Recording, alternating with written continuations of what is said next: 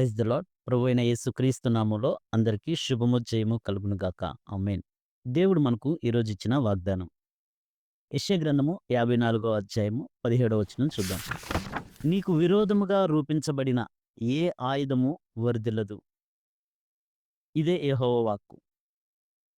అయితే దేవుడు మనకిచ్చిన ఈ యొక్క గొప్ప వాగ్దానాన్ని బట్టి ప్రతి దినము దేవుడు మనల్ని మన చుట్టూ ఒక కవచము వలె ఆయన కృప ఆవరించినందువల్ల మనకు విరోధంగా రూపించబడిన ఏ ఆయుధమును వర్ధిల్ల చేయకుండా దేవుడు మనల్ని తన పటిష్టమైన హస్తాల్లో భద్రపరుస్తూ, తన కృపతో మనల్ని కప్పుతూ, తన రెక్కల చాటున మనల్ని దాచుచు ప్రతి దినము కాపాడుచున్నారు.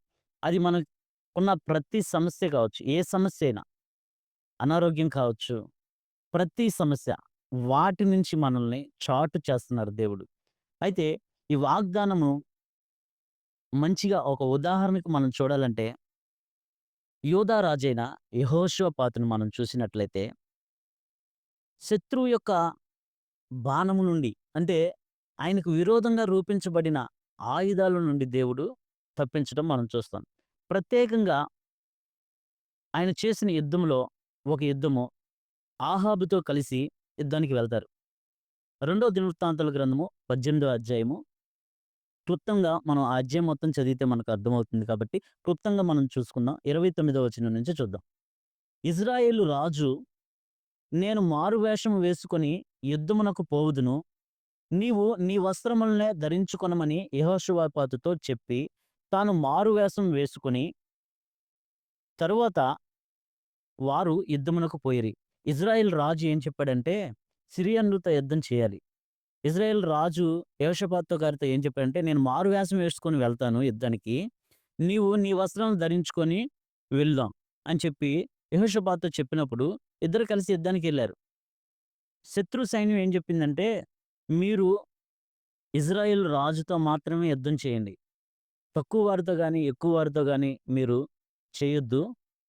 అంటే అదములతోనైనను అధికులతోనైనను చేయవద్దు అని అతనితో కూడున్న రథాధిపతులకు ఆజ్ఞ ఇచ్చాడు సిరియా రాజు. అయితే యెహోషాపాతు మామూలుగా వెళ్ళాడు. ఇజ్రాయేల్ రాజు మారువేషం వేసుకొని వెళ్ళారు. ఆ శత్రువులు ఇజ్రాయేల్ రాజుని కనిపెట్టలేక యెహోషాపాతే ఇజ్రాయేల్ రాజుని అనుకొని ఇజ్రాయేల్‌ని రాజు యొక్క యెహోషాపాతుని చుట్టుముట్టారు. ఆయన మీద దాడి చేస్తున్నప్పుడు ఆయన మొర్రపెట్టాడు. ఆయన మొర్రపెట్టినప్పుడు దేవుడు అతన్ని తప్పించాడు. యెహోషాపాతు మొరపెట్టినందున యెహోవా అతనికి సహాయం చేసెను. దేవుడు అతని యొద్ద నుండి వారిని తొలగిపోవునట్లు చేసెను. దేవుడేం చేశాడంటే, ఆయన యొద్ద నుంచి వారందరూ తొలగిపోవునట్లు చేశాడు. ఎట్లనగా రథాధిపతులు అతడు ఇజ్రాయేలు రాజు కాడని తెలుసుకొని అతన్ని తరుముట మాని తిరిగిపోయిరి. దేవుడు వారికి తెలియజేశాడు.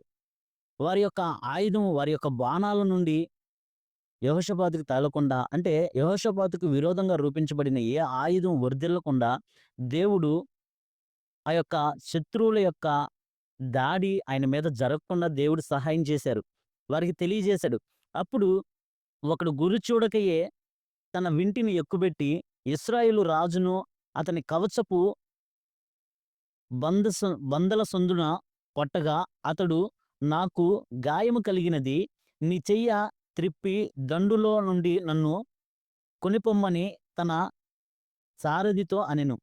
ఆ దినము యుద్ధము ప్రబలమాయెను. అయినను ఇజ్రాయేలు రాజు అస్తమయము వరకు సిరియనులకు ఎదురుగా తన రథమునందు నిలిచెను.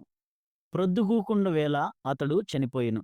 ఇజ్రాయేల్ రాజు ఏం చేశాడు? మారువేషం వేసుకొని వెళ్ళాడు గాని ఆయన ఎవరో సైనికుడు గురి చూడక వేసిన బాణము తగిలి చనిపోయాడు.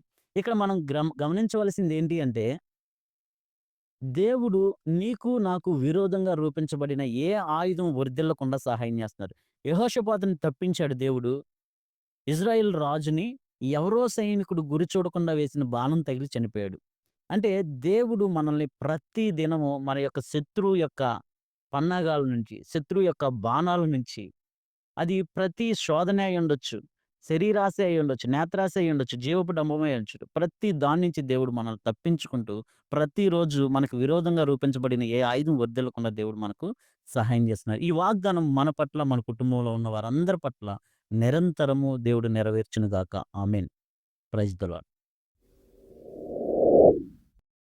కృపగల దేవా, దయగల తండ్రి, కనికరం కలిగిన ప్రభువా, మీ పరిశుద్ధ నామానికి వందనాలు, స్తుతులు, స్తోత్రాలు చెల్లించుకుంటున్నాం.